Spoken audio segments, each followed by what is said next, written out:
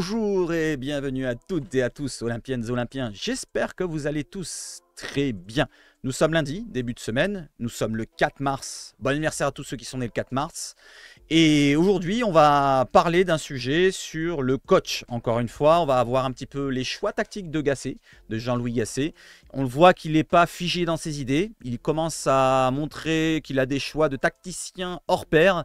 Il arrive à s'adapter à tous les choix qu'il doit faire par rapport aux absences, aux suspensions et même par rapport à l'équipe adverse. C'est un coach pragmatique. Très important de le dire, c'est pour la victoire, rien que la victoire. La manière importe peu du moment qu'on a les 3 points. Voilà comment on peut le résumer.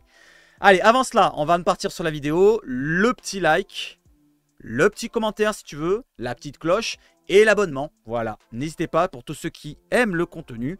Donnez-moi de la force. J'ai vu qu'hier, vous n'avez pas trop donné de force. Si vous voulez me redonner de la force hier, revenez sur la vidéo d'hier. Petit like, petit commentaire, ça fait toujours plaisir et je vous réponds à chaque fois. Allez, on y va sur quoi les amis? Sur l'introduction.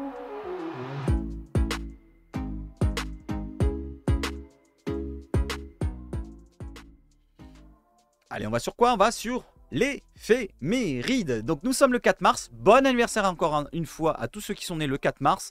Et bonne fête à tous les Casimir. Je ne sais pas s'il y en a beaucoup.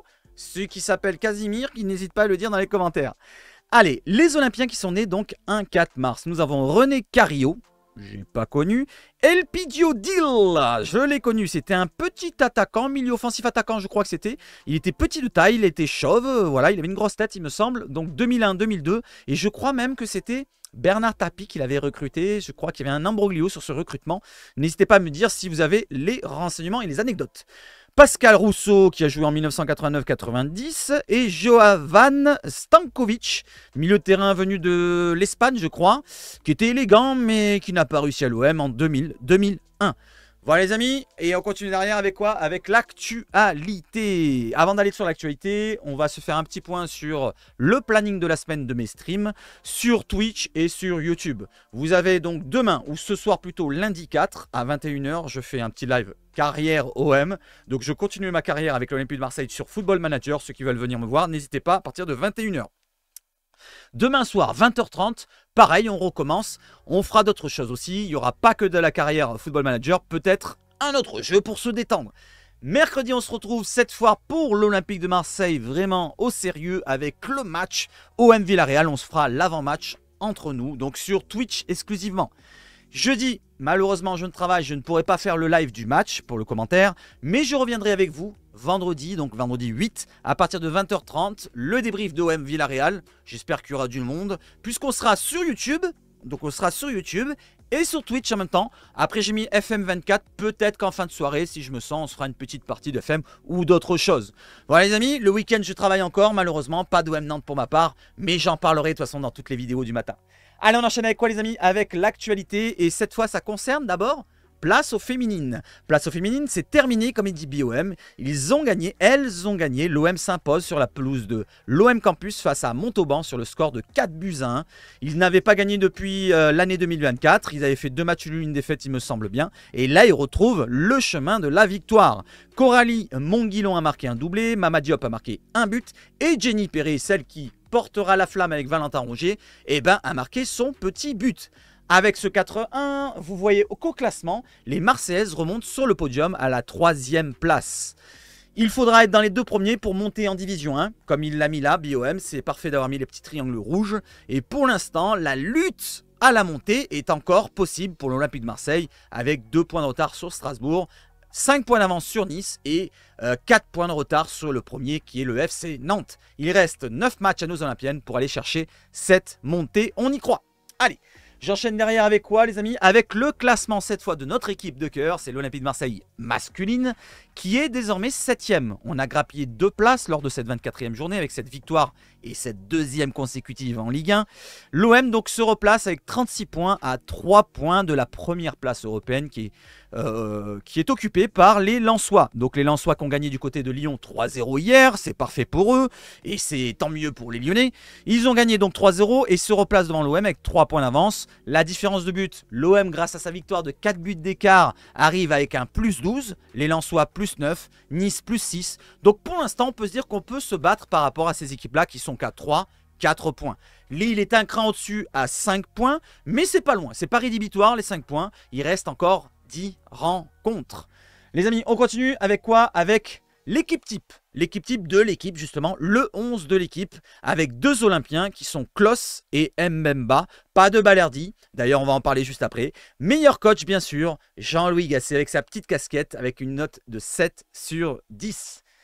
Autre chose, le petit sondage que j'ai mis sur ma chaîne YouTube, je vous ai mis que 4 joueurs, j'ai pas mis Balerdi, pourquoi? Parce que j'ai que 4 choix. Voilà, vous avez tous dit en dessous, ouais, Balerdi, Balerdi, Balerdi. Et ben malheureusement, je peux pas mettre Balerdi, parce que j'ai que 4 choix, malheureusement. Voilà, j'y ai pensé, mais voilà, j'ai mis ces joueurs-là avant. J'avais préparé déjà les photos, et à chaque fois, je les rajouté. Et finalement, le 5e, j'ai dit, ah merde, il n'y a pas Balerdi. Je me suis dit moi-même, et je dis, bon, c'est pas grave, on va laisser comme ça. Et ben vous avez mis votre choix d'en dessous, c'est pas grave. Voilà, donc vous avez choisi plutôt NDI. Allez, on enchaîne avec quoi les amis? Avec cette fois un petit problème qu'il y a eu lors du retour des supporters. BioM qui nous relaye ça. Sur le retour hier soir, 8 bus de supporters marseillais ont fait l'objet de jets de projectiles lourds sur l'autoroute A7 depuis un pont à hauteur de Saint-Etienne. Les supporters de l'OM ont eu la mauvaise réaction en sortant des bus, dégradant des véhicules et blessant un automobiliste à la tête. Attention, j'espère que ça se passera bien pour tout le monde. Une enquête est en cours. Derrière, l'Olympique de Marseille a tenu à répondre, pas en officiel, mais plutôt en passant par la Provence. Et il nous répond, du côté de l'OM, le club condamne fermement les attaques subies par ses supporters, alors qu'ils rentraient de Clermont-Ferrand après avoir affiché leur soutien à leur équipe tout au long de la rencontre sans le moindre incident. Ça, c'est à noter. À Clermont-Ferrand, pendant leur rencontre, il ne s'est rien passé avec les 500 supporters marseillais, force à vous.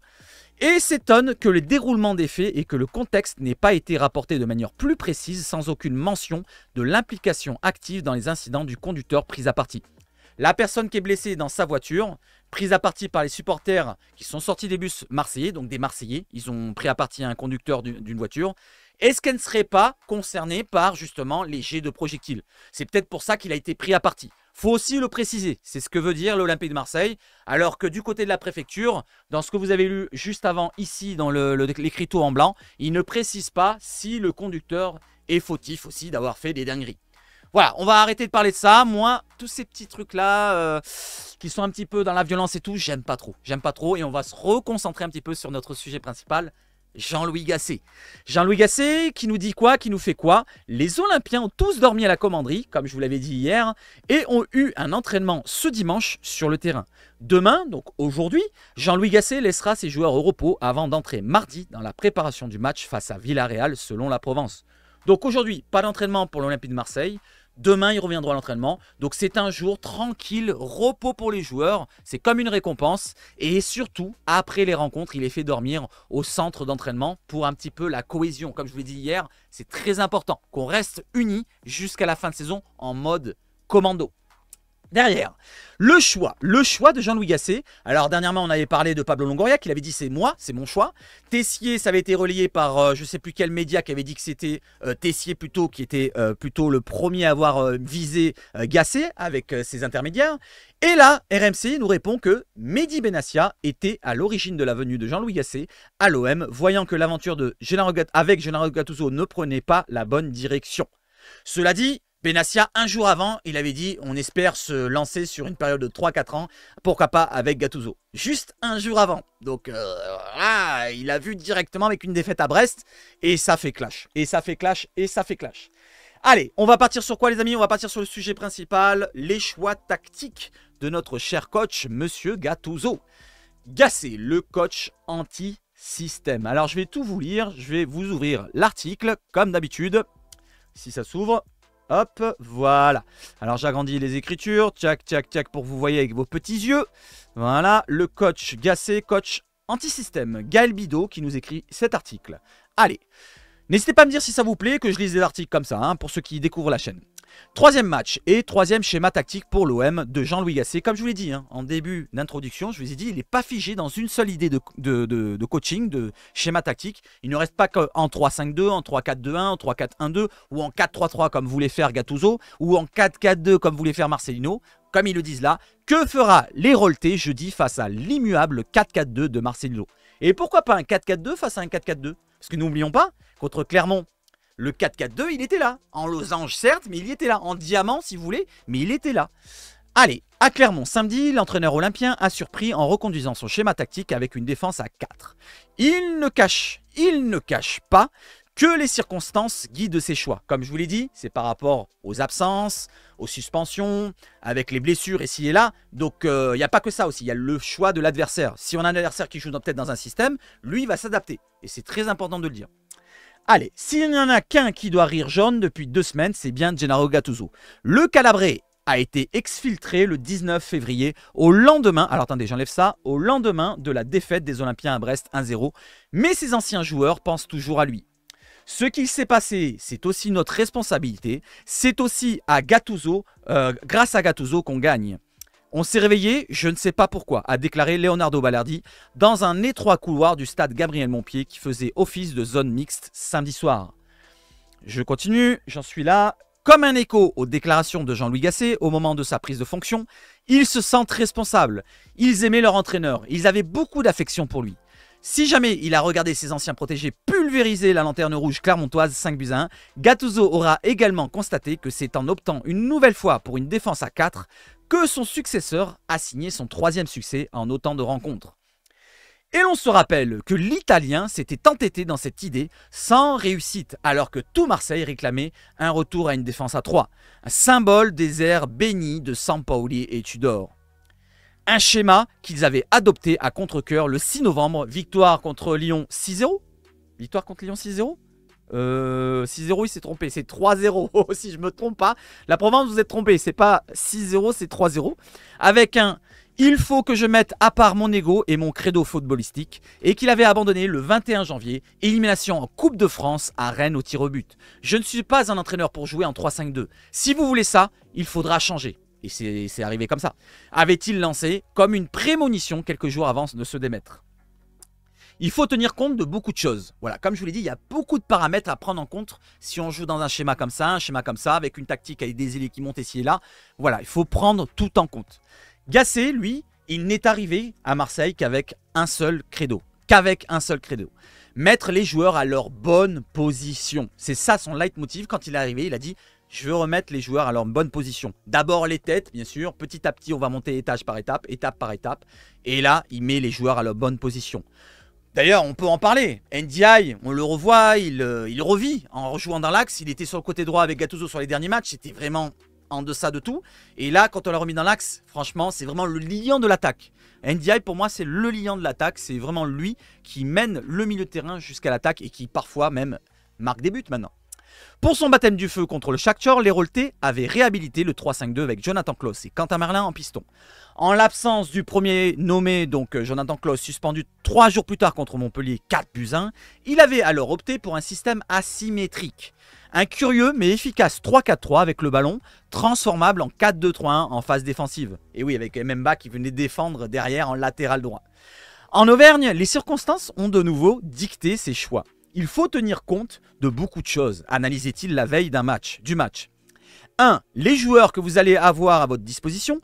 2. Les joueurs qui sont capables d'enchaîner les matchs. Et 3. Les joueurs qualifiés ou pas qualifiés pour la Coupe d'Europe. Ça aussi, faut le souligner. Il n'y aura pas de Onana, pas de Garcia. Et j'en oublie un peut-être, pas de Pape Gueye par exemple. Il faut arriver à mélanger tout ça et essayer de faire comprendre au groupe que tout le monde est important. Ça, c'est l'implication qu'il veut faire.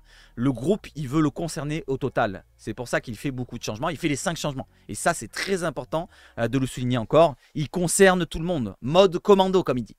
En plus de l'absence chronique d'un réel ailier gauche dans l'effectif, à part Luis Enrique, Gasset a dû composer les absences de Samuel Gigot et de Jordan Vertou. Et le besoin pour Geoffrey Kondogbia d'être ménagé. Contre Clermont, c'est vrai, il a été ménagé. Il est sorti du chapeau un 4-3-3 en phase offensive. Ou pour certains, un étincelant 4-4-2 en milieu en diamant, avec Ndiaye en pointe haute. Et un 4-2-3-1 sans le ballon. Pas de quoi perturber le coach anti-système. Anti-système, il perd son sang-froid.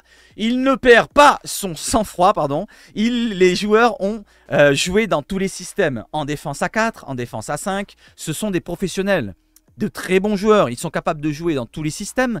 Les blessures, les suspensions, les non-qualifications en Coupe d'Europe font que l'on changera sûrement souvent de schéma.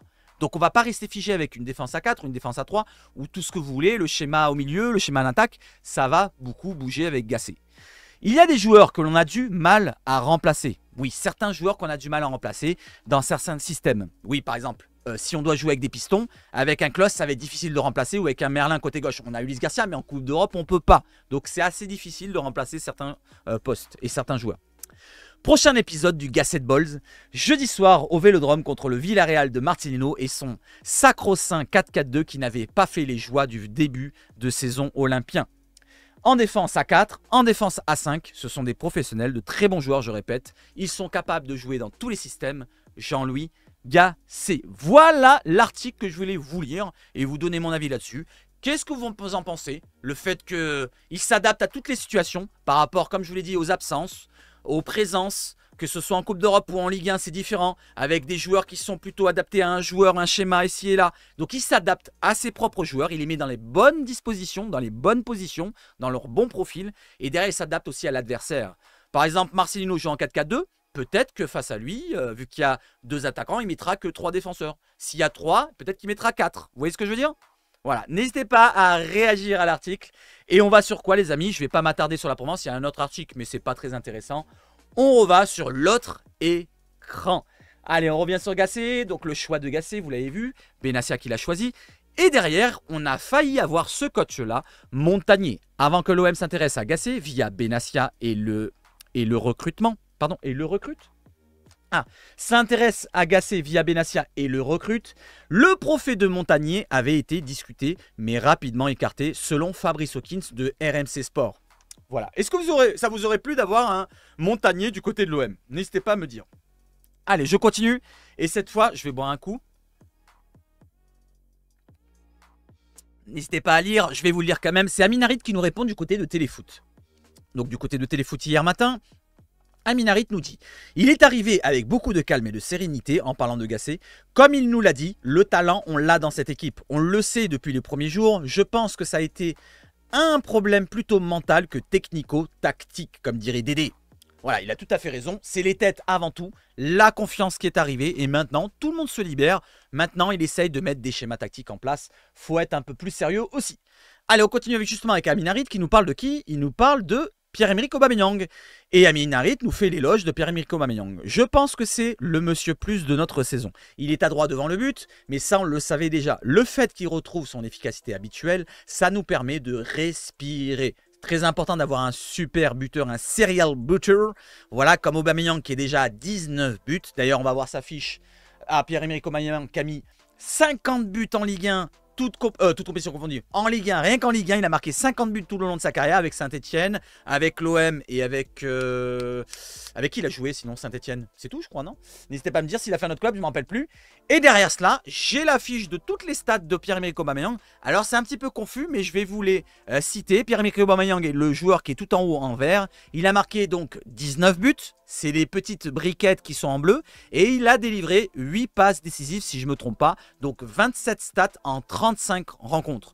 L'année dernière, Sanchez avait délivré 18 buts. Non, il avait marqué 18 buts plutôt. Et délivré 3 passes décisives. Donc 21 stats. Il est déjà loin devant Alexis Sanchez. Il est presque à la hauteur d'un Payet avec Sampaoli. Et il se rapproche peut-être. Est-ce qu'il doublera un Batshuayi? Est-ce qu'il doublera peut-être un Thauvin en pleine forme en 2017-2018? Ou alors en 2018-2019? D'après vous, est-ce que Aubameyang marquera encore au moins une dizaine de buts, les amis, ou avec des passes? Il déboulera devant Florian Thauvin. Allez, n'hésitez pas à répondre sur cela. Autre chose, alors ça je vais vous le faire écouter. Alors je dois ouvrir cela, j'enlève la boucle du son. Voilà, vous allez écouter ce que nous dit Aminarit, ça dure 20 secondes. Et il nous parle de Marcelino. Je vais l'écouter avec vous, comme ça je l'arrête au bon moment. Ok? Allez, on est prêt, on est go, on est... Let's go! Comment ça va se passer? On sait que ça va être chaud. Ça va être chaud, voilà, par rapport aux récentes déclarations qu'il a pu avoir. Mon expérience très courte me fait penser que c'est un club où créer un projet est absolument impossible. Honnêtement, nous, ça nous a donné encore plus d'envie de faire un gros match jeudi. Et il va falloir qu'ils soient tous prêts parce qu'on ne va pas leur donner un match facile. Il est sérieux, Aminarit, il est sérieux. Voilà, ce qui veut dire, c'est que l'Olympique de Marseille ne fera pas de cadeau. Elle ne fera pas de cadeau fera pas de cadeau à Marcelino et à l'équipe de Villarreal après ce qu'il a dit du côté de toutes les interviews qu'il a eues. Voilà, donc l'OM qui n'a pas gagné de titre depuis 20 ans, alors que c'est faux. N'oublions pas la période Dédé, la période Deschamps. Lui, pendant ce temps-là, il avait gagné 2 titres. Et autre chose, il avait dit, avec l'OM, je trouve que c'est un club qui n'arrive pas à construire et ça sera jamais un grand club. Je ne sais pas ce qu'il a dit exactement. Il vous l'a dit juste avant, là, je vous l'ai relayé. Allez, on enchaîne derrière, les amis. N'hésitez pas à réagir sur cela. Qu'est-ce que vous en pensez? Et je vais sur quoi? Sur Amin Harit. Non, c'est fini sur Amin Harit. Et on va directement sur Marcelino maintenant. Reçu 5 sur 5. Pourquoi reçu 5 sur 5? C'est parce que le Villarreal de Marcelino a gagné son match aussi par 5 buts. Ils ont gagné 5 buts à 1, comme l'OM remporte son dernier match avant jeudi face à Grenade en marquant 5 buts, tout comme l'OM. Le même résultat, le même score. 5 buts à 1 pour l'OM contre Clermont, 5 buts à 1 pour Villarreal contre Grenade. Donc c'est 2 équipes certes plus faibles. Voilà, c'est les plus faibles du championnat Liga et championnat de Ligue 1 pour Clermont. Mais quand même, attention, on risque de voir un match à but, les amis. Pourquoi pas 10 buts, 15 buts, 20 buts pour l'OM et 1 but pour Villarreal. Allez, j'enchaîne derrière avec Marcelino encore, qui nous parle du côté de Relevo. Marcelino à propos du match, du prochain match de Villarreal contre l'OM, son ancienne équipe. Pour moi, ce n'est rien de spécial. Tous les matchs sont pareils. Voilà, il ne se met pas de pression. Pour lui, que ce soit l'OM ou un autre, c'est pareil pour lui. Il n'y a vraiment pas... Il n'a pas eu de vécu à l'OM. Pour lui, ça n'a pas existé. Sa période marseillaise, ça n'a pas existé. Voilà, ça n'a pas existé. Allez, on continue sur Marcelino. Voilà la bête noire d'aujourd'hui. Un virus estomacal frappe le vestiaire de Villarreal. Des joueurs de l'effectif ont affiché des symptômes ces dernières heures à quelques jours du match contre l'OM, selon Marca. Donc apparemment, il y a un virus qui traîne dans le vestiaire de Villarreal et des joueurs. Est-ce qu'ils n'auront pas tous la chiasse en arrivant au Vélodrome? Je ne sais pas, mais en tout cas, on peut le penser. Ou alors, est-ce que c'est du bluff? Qu'est-ce que vous en pensez? Est-ce que c'est sérieux ou pas? Cela dit, c'est Marca qui le relaie, hein. C'est pas le club directement, c'est Marca. C'est un grand média quand même espagnol. Alors, qu'est-ce que vous en pensez de cela? Donc apparemment, ils ont tous la chiasse du côté de Villarreal. Allez, on enchaîne avec quoi, les amis? Avec la petite anecdote de John Textor, le président lyonnais qui est le propriétaire de Botafogo et qui a des parts aussi dans Crystal Palace et qui a aussi la propriété de Lyon. Et il nous dit quoi? Il a reposté la story de Luis Enrique passé par Botafogo sur Instagram. Donc c'est John Textor comme vous voyez en haut. Alors est-ce que c'est le vrai ou pas, ou le faux? Je pense que c'est le vrai, il est certifié, il y a une petite étoile blanche. Voilà les amis, Luis Enrique posté par Textor. Peut-être qu'il veut le racheter. Voilà. Et d'ailleurs, tiens, une petite question. Il y a le mercato qui dure jusqu'au 7 mars. On a encore 3 jours. Combien vous vendriez Luis Enrique? Même si c'est Botafogo ou un autre club. Combien vous le vendriez? N'oublions pas, on voulait récupérer nos 8 millions, mais on n'est pas arrivé. Il y avait des offres aux alentours des 5 millions. On n'a pas voulu. Combien vous vendriez maintenant Luis Enrique? Il reste 3 jours. Hein, ça va très très vite. Allez, j'enchaîne derrière. J'enchaîne derrière avec une petite rumeur qu'il y avait eu sur Enzo Sternal. Alors, il y a certains comptes Twittos qui veulent faire un petit peu de chiffres et qui relayent une information fausse en relayant que Enzo Sternal avait eu les ligaments croisés. Donc, il s'était blessé hier. Alors que c'est faux. Puisque regardez sur Instagram, il nous a mis cette story, reprise de l'entraînement demain, Olympique de Marseille, et c'est Enzo Sternal, le compte officiel.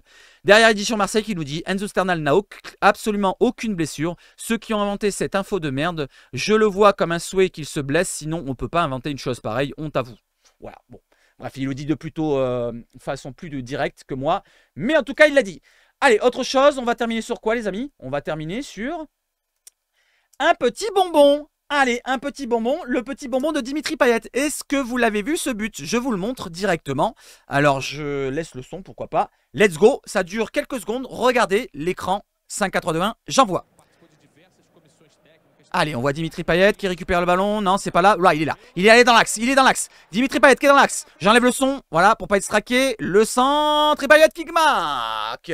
Les Vasco de Gama qui se qualifient pour les playoffs. Et il restera donc les demi-finales. Et pourquoi pas Payet gagnera son premier titre officiel cette année. Pourquoi pas avec le club de Vasco de Gama. On le voit là. Regardez, il va au second poteau. Va se placer. Et hop, le petit plat du pied de Dimitri Payet. Voilà les amis, il y a le dernier écran, c'est quoi? Bah c'est la joie des joueurs, tout simplement. Voilà, donc les supporters qui sont déplacés à 500. Voilà, félicitations et merci à eux de s'être déplacés aussi nombreux. Et on va terminer sur cela, sur la bonne note. Voilà les amis, j'espère que vous avez passé un bon moment avec moi. Je vous avais dit que ça allait être court, 25 minutes, même pas. N'hésitez pas comme d'habitude à donner la note pour la vidéo. On se retrouve ou pas demain, c'est pas sûr. Comme j'ai une formation professionnelle demain matin, ça va être compliqué de faire la vidéo.